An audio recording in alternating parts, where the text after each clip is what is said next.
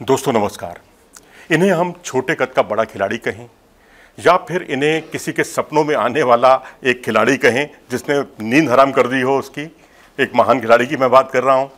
इन्हें हम 22 गज पर 24 साल बिताने वाला खिलाड़ी कहें या पूरी एक पीढ़ी का मार्गदर्शक कहें, कुछ भी कहें। हालांकि अगर आप तमाम वीडियोस देखेंगे, इनके तमाम आंकड़ों से वो भरे पड़े हैं, लेकिन हम यहाँ इनके आंकड़ों के बारे में बात करने नहीं आए आपसे। हम बात करने आए हैं इनके साथ कुछ बिताए हुए कुछ लम्हों की, उन लम्हों की जो जब इन्होंने अपने करियर की शुरुआत की थी, उस दौर की हम बात करने जा रहे हैं और कब से कब तक कैसे कैसे उतार चढ़ाव आए और किस तरह से सचिन ने उन दिक्कतों का भी सामना किया। 1988 की बात है। मैं मुंबई में एक दैनिक अखबार में काम कर रहा था, नवभारत टाइम्स में, और वहाँ हमारी कोशिश यही रहती थी कि जो लोकल क्रिकेट है उसको ज़्यादा से ज़्यादा बढ़ावा दिया जाए। तो वहाँ पर हम सचिन तेंदुलकर, विनोद कांबली, अजीत आगरकर, प्रवीण आमरे और उस दौर के जितने भी क्रिकेटर्स थे उनकी खूब खबरें स्कूल लेवल की छापा करते थे। और उन्हीं दिनों हैरिस शील्ड का आयोजन हुआ। मेरा तीसरा या चौथा दिन था मुंबई में, और हमारे ऑफिस के ठीक पीछे आज़ाद मैदान था। आज़ाद मैदान यानी बॉम्बे वीटी से चर्च गेट जाने का रास्ता, और उसी रास्ते में खेला जाता है क्रिकेट।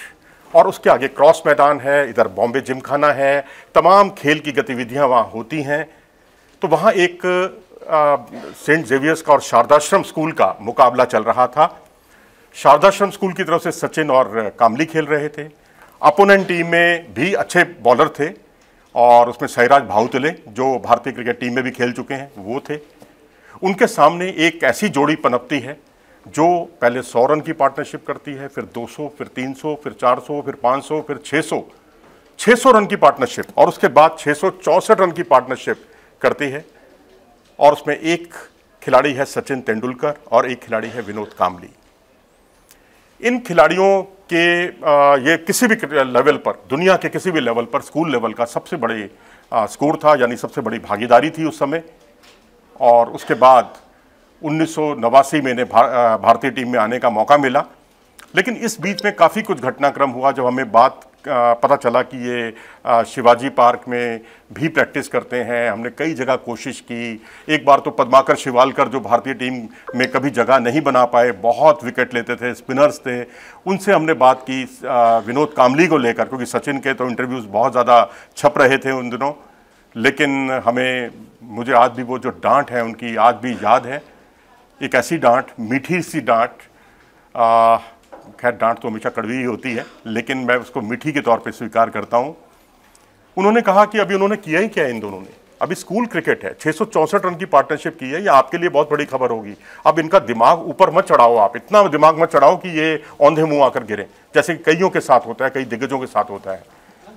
तो ये पद्माकर शिवालकर की ये टिप्पणी वाकई दिल को लग गई, और आज भी मैं उसे याद करता हूँ। तो पद्माकर शिवालकर साहब कभी इसको सुन रहे हो तो ज़रूर इस बात को कभी उनका और उनका परिवार इसे अप्रिशिएट करेगा, क्योंकि सचिन कांबली को वो चाहते थे कि दोनों के पांव ज़मीन पर रहें, इनको बहुत ऊपर मत चढ़ाओ। और इस बात के लिए वो अक्सर मीडिया कर्मियों को डांटा करते थे, कहा करते थे, कहा सुनी हो जाती थी उनकी।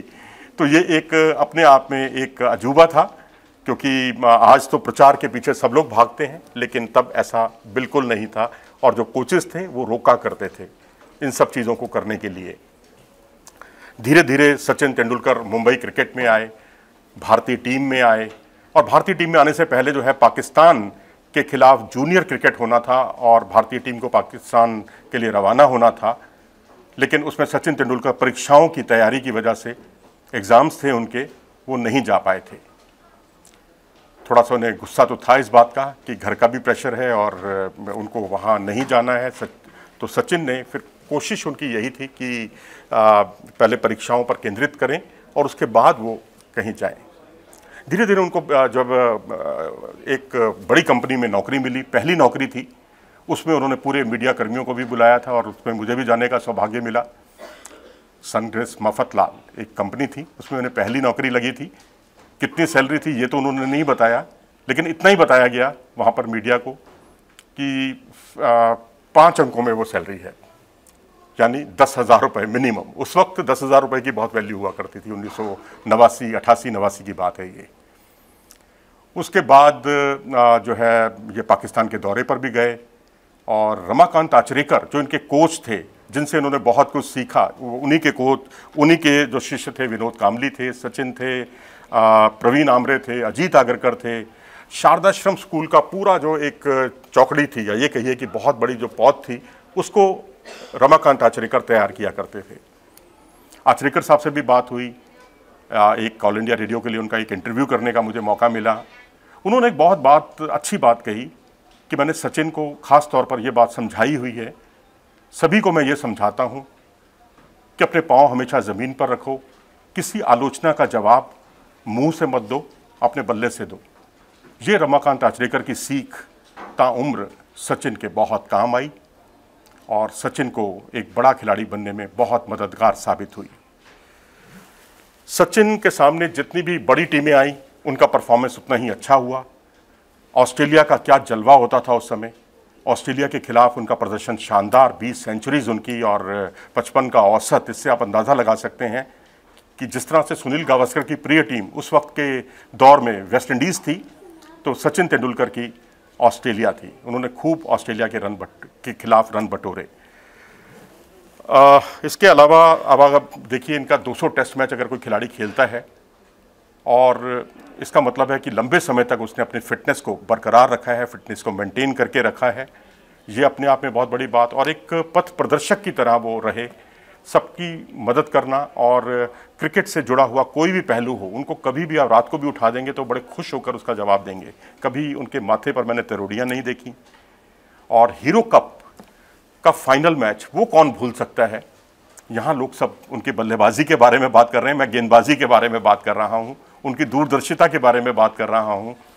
आखिरी ओवर फेंका जाना था, फाइनल मुकाबला था, साउथ अफ्रीका सामने था, और दिग्गज गेंदबाज कपिल देव, मनोज प्रभाकर, जवागल श्रीनाथ, इन सब के ओवर बाकी थे।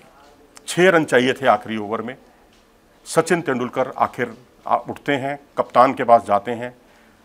1989 में उनका करियर शुरू हुआ है, ये 1992 की बात मैं कर रहा हूँ, 91-92 की बात है, और वो कहते हैं ये ओवर मैं करूँगा। बड़ा अजीब सा लगता है वहाँ पर कि भाई एक नया बच्चा जो अभी कुछ बहुत पुराना नहीं है क्रिकेट में, वो ओवर मांग रहा है, जबकि कपिल देव जैसे शताब्दी के महान खिलाड़ियों के ओवर बाकी हैं, प्रभाकर का ओवर बाकी है, जो पुरानी गेंद से स्विंग करने का फंकार माना जाता था। जवागल श्रीनाथ की स्पीड का कोई जवाब नहीं था।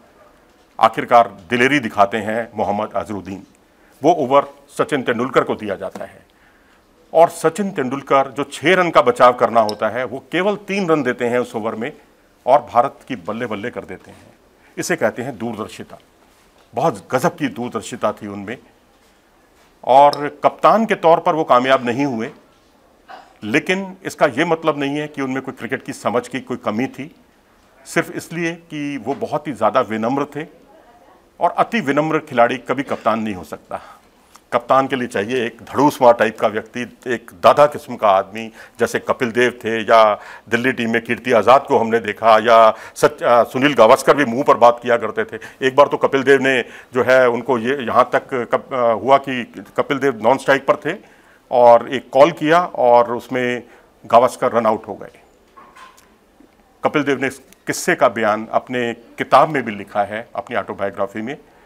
उन्होंने कहा कि इस घटना का असर 3 से 4 महीने तक गावस्कर के चेहरे पर रहा, उनके व्यवहार में दिखाई दिया। कभी ड्रेसिंग रूम में वो मुझे मिलते थे तो तब भी मुझे ये कहा करते थे कि भाई ध्यान रखना, भाई रन अंडरस्टैंडिंग अच्छी बना के रखनी है, वो वाला किस्सा ना हो जाए दोबारा। कपिल देव ने कहा कि उसमें गलती मेरी थी और गावस्कर साहब की भी थी। इसे कहते हैं कि बहुत ज़्यादा इन्वॉल्वमेंट, ज़रूरत से ज़्यादा इन्वॉल्वमेंट।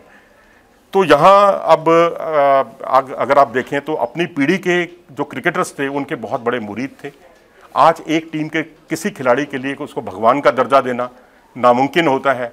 हमने युवराज सिंह को देखा, उनके बारे में माला जपते हुए एक तरह से देखा। माला जपने का मतलब ये नहीं कि माला पकड़ के कोई उनके सचिन का जाप कर रहे हो, सचिन की तारीफ़ों के कसीदे पढ़ते हुए देखा।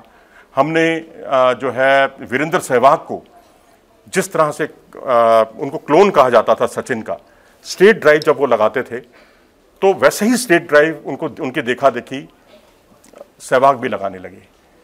और कई बार जब मैं कोटला में कभी मैच कवर करता था तो मुझे नॉन स्ट्राइक एंड पर देखना पड़ता था, कंफर्म करना पड़ता था कि ये सचिन का शॉट था या सहवाग का शॉट था, क्योंकि सहवाग के स्ट्रेट ड्राइव बिल्कुल सचिन की तरह थे। बिल्कुल ये शुरू में नहीं थे, लेकिन सचिन के देखा देखी अपर कट हो चाहे स्ट्रेट ड्राइव हो, ये बेमिसाल थे। तो अपनी पीढ़ी के क्रिकेटर्स के लिए तो वो पथ प्रदर्शक बने ही, लेकिन इसके बाद की जो पीढ़ी थी उसका भी उन्होंने बहुत पूरा ख्याल रखा। आज वो मुंबई इंडियंस के मेंटोर हैं, लेकिन इसके बावजूद मुंबई की टीम जब किसी टीम से खेलती है तो अपोनेंट टीम के खिलाड़ी जब उनसे टिप्स लेने के लिए आते हैं तो उसमें भी वो पीछे नहीं रहते। अभी पिछले दिनों चेन्नई का मैच था, तो मुंबई और चेन्नई का, तो उसमें चेन्नई सुपर किंग्स के कुछ युवा खिलाड़ियों ने उनसे मदद मांगी और वो काफ़ी लंबे समय तक उनको टिप्स देते हुए देखे गए। तो ये है सचिन की विशालता, सचिन की महानता। और आज वो सचिन तेंदुलकर फाउंडेशन के नाम से गरीबों की मदद करते हैं, खिलाड़ियों की मदद करते हैं। F1 उनका पसंदीदा खेल है और वहाँ पर अक्सर उनके ग्रां प्री F1 ग्रां प्री में देखा जा सकता है। माइकल शूमाकर के वो बहुत बड़े फ़ैन हैं। माइकल शूमाकर सचिन के बड़े फ़ैन हैं। सिंगिंग का उनको बहुत शौक़ है, गिटार का उनको बहुत शौक़ है, खाने पीने के फूडी हैं वो, बिल्कुल जिसे कहते हैं सी फूड के बहुत शौकीन हैं। कोल्ड वाटर मिल जाए, वो कहते हैं ठंडा पानी मुझे मिल जाए तो इससे मज़ा बढ़कर कुछ है नहीं। और कई बार हमने देखा कि उनके लिए खाने की व्यवस्था अलग से की जाती थी, कोई अलग तरह की डिशेस की मांग नहीं होती थी उनकी तरफ से। उनकी तरफ से मांग होती थी खिचड़ी की। खिचड़ी उनकी पसंदीदा डिश रही है। तो अब 51वां वो जन्मदिन उन्होंने मनाया। 50वें जन्मदिन पे पूरे मीडिया कर्मियों को अपने साथ उन्होंने अपना जन्मदिन मनाया था। हम इस दिलेर खिलाड़ी को उनके जन्मदिन के लिए शुभकामनाएं देते हैं। जो काम 2011 के वर्ल्ड कप में हुआ, 2011 के वर्ल्ड कप में जाकर उनका सपना पूरा हुआ, अब उनका सपना यही है कि भारत जो है उस लंबे गैप को तोड़े और दोबारा से वर्ल्ड चैंपियन बने। तो हम इंडिया न्यूज़ स्पोर्ट्स परिवार की तरफ से उन्हें उनके जन्मदिन के लिए शुभकामनाएं देते हैं, बधाई देते हैं। नमस्कार।